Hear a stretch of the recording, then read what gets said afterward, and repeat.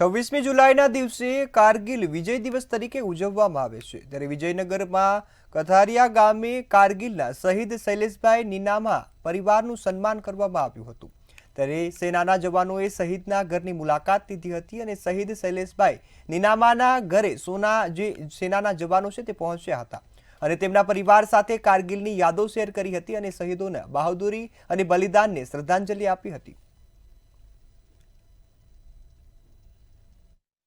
26 कारगिल विजय दिवस का नाम से घर घर शौर्य सम्मान का महोत्सव में कारगिल सेक्टर से यहाँ पे आया है।